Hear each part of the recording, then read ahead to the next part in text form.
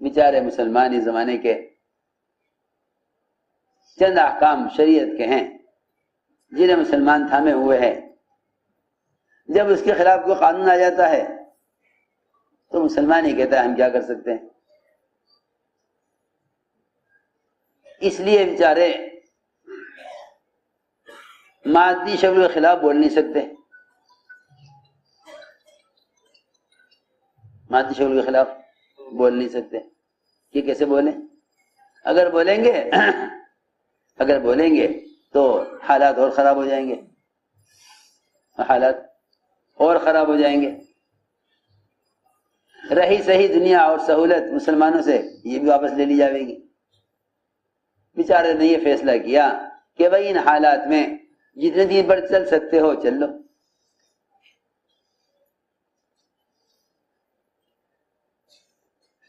ابراہیم علیہ السلام نے ساری شکل کا انکار کیا، یہ تم شکل کا انکار کرو گے تو ہم تمہارے لیے حالات کو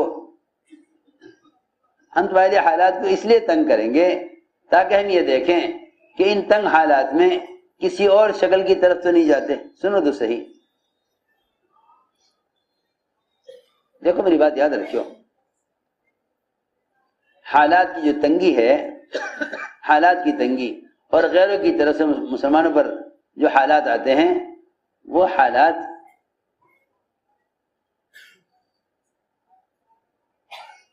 ان کی شکلوں کا انکار کرنے کی وجہ سے نہیں آتے، وہ حالات اس لیے آتے ہیں کہ اللہ تعالی دیکھنا چاہتے ہیں کہ ان حالات میں یہ کسی شکل کو اختیار تو نہیں کرتے،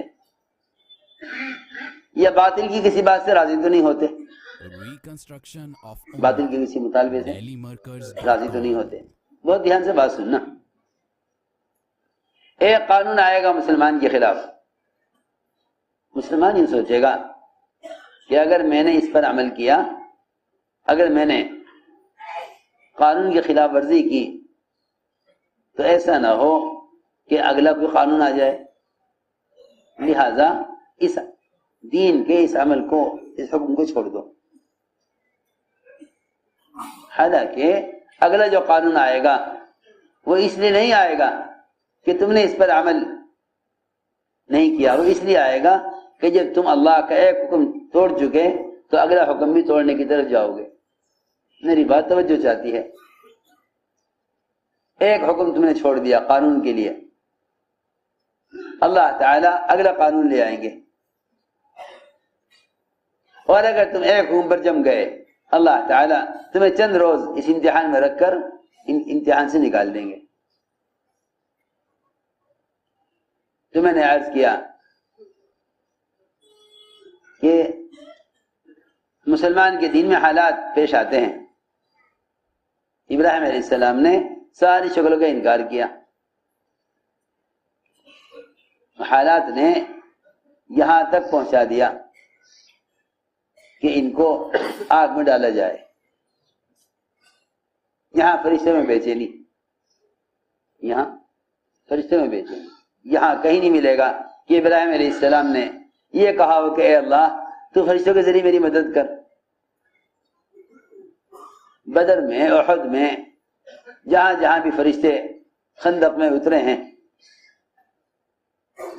وہ نبی کے طلب کرنے پر نہیں اترے، وہ تو مجاہدین کے ساتھ اور مسلمانوں کی تعداد کو بڑھانے کے لیے براہ راست کفار سے قتال کے لیے اترے، ورنہ نبی نے طلب نہیں کیا۔ وہ تو یوں کہتے ہیں اللہم اکفناہم بما شئت، اے اللہ تو جس طرح چاہے مدد کر، تو جس طرح چاہے مدد کر، اللہم اکفناہم بما شئت، اے اللہ تیری مدد کے کرنے کی کوئی شکل میرے ذہن میں نہیں۔ یہ میں عرض کرنا چاہتا ہوں کہ دعا کی قوت کو مادی شکلیں سلب کر دیتی ہیں، کیونکہ پھر اس کی دعا کسی ایک سبب کے ساتھ جڑ کر رہ جائے گی، کسی ایک سبب کے ساتھ جڑ کر رہ جائے گی۔ وہ سبب ہوگا تو دعا میں امید ہوگی، سبب نہیں ہوگا تو دعاؤں سے امیدیں ختم ہو جائیں گی۔ میری بات توجہ چاہتی ہے۔ اللہم اکفناہم بما شئت، اے اللہ میں تیری طرف سے دشمن سے حفاظت کے لیے تیرے سامنے کوئی شکل پیش نہیں کرتا، ہتھیار سے کر دے، فوج سے کر دے، حکومت کو ہمارے ساتھ کر دے، یا کسی فرشتے کو بھیج دے، کوئی شکل میں تیرے سامنے اپنی حفاظت کے لیے پیش نہیں کرتا۔ اللہم اکفناہم بما شئت، اے اللہ میں تیری طرف سے آنے والی مدد کی کسی شکل کو بھی نہیں جانتا۔ اللہ اکبر، اللہ تعالیٰ کو تو اتنی بات بھی برداشت نہیں ہے، اللہ تعالیٰ کو تو اتنی بات بھی اپنے بندے کی پسند نہیں ہے، اتنی بات ہی بندے کی اللہ کو پسند نہیں ہے کہ اللہ کے کرنے پر یقین رکھتے ہوئے صرف اللہ کے کرنے کی کیفیت کو جاننے کے واسطے اتنا ہی کہہ دے کہ میں تیرے کرنے کی کیفیت کو دیکھنا چاہتا ہوں تو کیسے کرے گا؟ اللہ کو یہ بات بھی پسند نہیں ہے۔ ابراہیم علیہ السلام کامل یقین رکھتے ہوئے صرف اتنا کہہ دیا کہ تم مردے کو زندہ کیسے کرے گا؟ مجھے دکھلا دے۔ حالانکہ یہ بات یقین کے خلاف نہیں ہے، یہ بات یقین کے خلاف نہیں ہے، مگر اللہ کے کرنے کی کیفیت کو دیکھنا،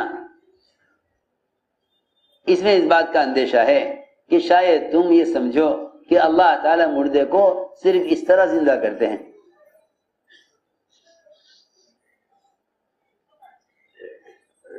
اس کے کرنے کی کیفیت کو بھی کسی شکل میں تم محدود نہیں کر سکتے۔ اگر تم نے اتنا بھی کہہ دیا اے اللہ تو کیسے کرے گا، تو اللہ تعالی جواب یہ آئے گا کیا تمہیں ہمارے کرنے پر یقین نہیں ہے؟ اولم تؤمن، ہمارے کرنے پر یقین نہیں ہے؟ حالانکہ بہت دور ہے یہ بات، ممکن ہی نہیں ہے یہ بات کہ ابراہیم علیہ السلام کو اللہ تعالیٰ کے کرنے میں شک تھا، نہیں، یقین تھا کہ بے شک اللہ کرنے والے ہیں، لیکن کرنے کی کیفیت معلوم کرنا چاہتے تھے۔ کرنے کی میں ایک بات پوچھتا ہوں، مثال کے طور پر آپ کی کسی رشتے دار کا آپریشن ہے، آپ ڈاکٹر سے اگر یہ کہیں کہ ڈاکٹر صاحب میں دیکھنا چاہتا ہوں کہ آپ آپریشن کیسے کریں گے، آپریشن کیسے کریں گے، تو یہ کیسے کریں گے جو سوال ہے ڈاکٹر سے، اس سوال کا ہرگز مطلب یہ نہیں ہے کہ آپ کو کرنا نہیں آتا، اس سوال کا مطلب یہ ہے اس کا تو مجھے یقین ہے کہ آپ بڑے سرجن ہیں اور آپ آپریشن کے بڑے ماہر ہیں، میں تو آپ کے کرنے کی کیفیت کو دیکھنا چاہتا ہوں کیسے کریں گے۔ ہاں سمجھ آئی نا بات؟ ابراہیم علیہ السلام کا یہ سوال کہ آپ مردہ کو زندہ کیسے کریں گے، میں کیفیت دیکھنا چاہتا ہوں، لیکن اللہ تعالی نے فرمایا اولم تؤمن، تو ہمارے کرنے پر یقین نہیں ہے، ہمارے کرنے پر یقین نہیں ہے کہ آپ سوال کر رہے ہیں کیسے کریں گے، کیونکہ اس سوال کے اندر اس بات کا اندیشہ ہے کہ تمہیں مردے کا زندہ، اللہ کے مردے کے زندہ کرنے میں شاید کوئی دقت پیش آئے، شاید کوئی تاخیر ہو، شاید نعوذ باللہ نہ کر سکیں، اس بات کی ہلکی سی بو آتی ہے اس میں کہ اگر سوال کیا جائے کہ آپ مردے کو زندہ کیسے کریں گے، مردے کو زندہ کیسے کریں گے، اولم تؤمن، ہمارے کرنے پر یقین نہیں۔ میں نے عرض کیا کہ ساری مادی شکلیں ان کی حیثیت تو کیا ہے، جب انبیاء علیہ السلام نے ملائکہ کو بھی مدد کے لیے طلب نہیں کیا، آسمان سے فرشتے اترتے تھے، کہیں مسلمانوں کی تعداد کو بڑھانے کے لیے، کہیں براہ راست کفار سے قتال کرنے کے لیے، کہیں براہ راست کفار سے قتال کرنے کے لیے آسمان کے فرشتے اترتے تھے، مسلمانوں کی ضروریات کے لیے۔ کتنی حدیثوں میں بے شمار واقعات ہیں، بے شمار واقعات ہیں۔ حضرت عباس کو باندھنے کے لیے ایک فرشتہ آسمان سے اترا، ورنہ بڑے پست طاقت صحابی تھے وہ، اور چھوٹے قد کے کمزور، جنہوں نے عباس کو باندھا ہے اور قید کیا ہے۔ حضرت عباس بار بار کہتے تھے کہ میں اتنا لمبا چوڑا آدمی، میں اس کے قابو میں کہاں آ سکتا، تیرے ساتھ ایک اور تھا جس نے مجھے باندھا ہے۔ فرشتہ اللہ کی شان، ایمان والے صحابی کو تو فرشتہ نظر نہیں آ رہا تھا، وہ تو کرے میں نے اکیلے باندھا اور کوئی بھی نہیں تھا۔ مشرک کہہ رہا ہے کہ نہیں، آپ کے ساتھ ایک اور تھا مجھے باندھنے والا، وہ بڑا طاقتور تھا، وہ بڑا طاقتور۔ اللہ کی شان، صحابی کو تو فرشتہ نظر نہ آیا لیکن مشرک کو نظر آ گیا۔ حضرت عباس اس وقت اسلام نہیں لائے تھے، وہ تو دیکھ رہے فرشتے کو، لیکن صحابی کو فرشتہ نظر نہیں آ رہا۔ جب بار بار انہوں نے کہا کہ کسی نے ان کو قید نہیں، کہ میں نے قید کیا ہے، میں نے باندھا ہے، تو فرمایا گیا کہ نہیں، ان کے ساتھ فرشتہ تھا جس نے عباس کو باندھا ہے۔ تو میرے دوستو، میں نے عرض کیا کہ ملائکہ کا نزول مدد کے لیے نہیں ہوا کرتا تھا، بلکہ ملائکہ کا نزول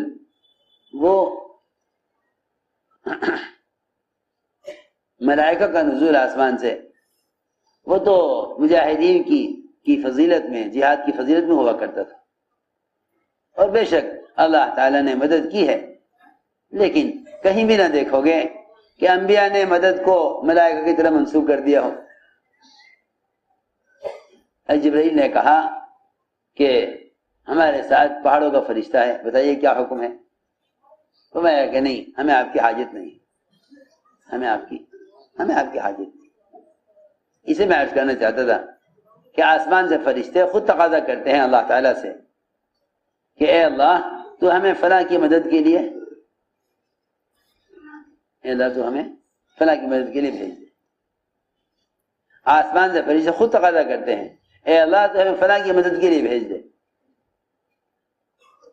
اس لیے ہم نے عرض کیا کہ اعمال کی قوت ملائکہ کی طاقت سے کہیں زیادہ ہے۔ اعمال کی قوت ملائکہ کی طاقت سے کہیں زیادہ ہے۔ اعمال کے ساتھ تو الٹا ہوتا ہے، پہلے اس پیر کو ہوتا ہے، اب اس کو ہوتا ہے، پہلے بائیں پیر کو اتارو پھر دائیں پیر، سنت کے خلاف اتار دیا۔ سنو غور سے بات، اللہ اکبر۔ اعمال کی قوت کے ساتھ تو اللہ کا امر براہ راست ہے،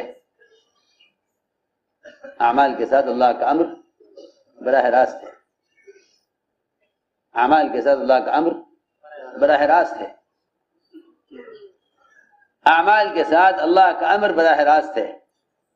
اللہ تعالیٰ کی طرف سے کامیابی کا حکم برائے اسباب نہیں ہے، براہ راست ہے۔ ہم اسباب دیکھتے رہتے ہیں اور کہتے رہتے ہیں ابھی تو اللہ کا حکم نہیں ہوا، ابھی تو اللہ کا حکم نہیں ہوا۔ ہاں سنو تو صحیح، اسباب دیکھتے رہتے ہیں، کہتے ہیں ابھی اللہ کا حکم نہیں ہوا۔ میں کیا عرض کروں، اگر عمل کی قوت اور عمل کا یقین اتر جاوے نا دل میں، یہ سارے اسباب جتنے بھی لوگ لیے بیٹھے ہیں بڑے سے بڑے، یہ سارے اسباب اوندھے اور تنگ برتن نظر آئیں گے، اوندھے برتن، سارے اسباب اوندھے برتن ہیں، سارے اسباب اوندھے برتن ہیں، اور اوندھے برتن پر دریا بھی گزر جائے اس میں ایک قطرہ بھی نہ ٹھہرے گا۔ اعمال سیدھے برتن ہیں، اسباب اوندھے برتن ہیں، اعمال سیدھے برتن ہیں، اسباب اوندھے برتن ہیں۔ ابراہیم علیہ السلام نے حضرت جبرائیل کی مدد کا انکار کر دیا کہ ہمیں آپ کی حاجت نہیں ہے۔ ادھر دہکتی ہوئی آگ ہے سامنے، آگ میں ڈالے جانے والے ہیں، اور جبرائیل کوئی ایسے عام سبب نہیں ہے، جبرائیل کوئی عام سبب نہیں ہے، اللہ تعالیٰ کے مقرب اور امین فرشتے ہیں۔ اللہ تعالیٰ کے مقرب اور امین فرشتے ہیں، سارے ملائکہ میں سب سے بڑے۔ لیکن محفظہ فرماتے تھے کہ اللہ تعالیٰ کے سامنے اور اس کی محتاجگی میں جبرائیل اور چیونٹی دونوں کے دونوں محتاجگی میں برابر ہیں، دونوں محتاجگی میں برابر ہیں۔ ہم دیکھتے ہیں ایک فقیر ایک وزیر، وزیر محتاجگی میں کم ہے، فقیر محتاجگی میں زیادہ ہے، وزیر محتاجگی میں کم ہے، فقیر محتاجگی میں زیادہ ہے۔ حالانکہ حقیقت یہ ہے ایک چیونٹی جتنی محتاج ہے اور جتنی کمزور ہے، خدا کی قسم جبرائیل بھی اتنے ہی کمزور ہیں اور اتنے ہی محتاج ہیں۔ اگر جبرائیل کی قوت کو دیکھو گے تو یوں سوچو گے کہ اللہ جبرائیل سے کرا دے، اس کا مطلب یہ ہوا کہ اللہ تعالیٰ کی قدرت کو جبرائیل کی قوت کی وجہ سے، اللہ کی قدرت کو جبرائیل کی قوت کی وجہ سے جبرائیل کے پابند کرنا چاہتے ہیں۔ اے اللہ جبرائیل کے ذریعے کرا دے۔ ابراہیم علیہ السلام نے اللہ کے امر سے اور اللہ کی ذات سے فائدہ اٹھانے کے لیے جبرائیل کی مدد کا انکار کیا۔ ہمیں آپ کی حاجت نہیں ہے، ہمیں آپ کی حاجت نہیں ہے۔ میں یہ عرض کرنا چاہتا ہوں کہ انبیاء علیہ السلام کے واقعات اور صحابہ کرام کے ساتھ اللہ کی غیب مدد کے واقعات عمل کی قوت کو سمجھانے کے لیے تھے، عمل کی قوت کو سمجھانے کے لیے تھے۔ جو لوگ یہ سمجھتے ہیں کہ اللہ نے کائنات دنیا میں اسباب انسانوں کی ضرورت کے لیے بنائے ہیں، ان پر تو عمل کی قوت کبھی کھل نہیں سکتی، ان پر عمل کی قوت کبھی کھل نہیں سکتی، وہ عمل کی قوت کو کبھی جان ہی نہیں سکتے، وہ عمل کی قوت کو جان ہی نہیں سکتے، بلکہ ان کے پاس جتنا عملی سرمایہ ہے، ان کے پاس جتنا عملی سرمایہ، ان کی فکر، ان کے اعضاء، ان کا دل اور دماغ، ان کے ہاتھ اور پاؤں، یہ عبادات سے کہیں زیادہ اسباب میں تھکیں گے، عبادت سے کہیں زیادہ اسباب میں تھکیں گے۔ اس سے بڑھ کر یہ اپنے اسباب کو لے کر اعمال کو ضائع کر دیں گے، اسباب کو لے کر اعمال کو ضائع کر دیں گے، کیونکہ یہ یوں سمجھتے ہیں اللہ کریں گے مگر عمل کی برکت سے سبب پر کریں گے۔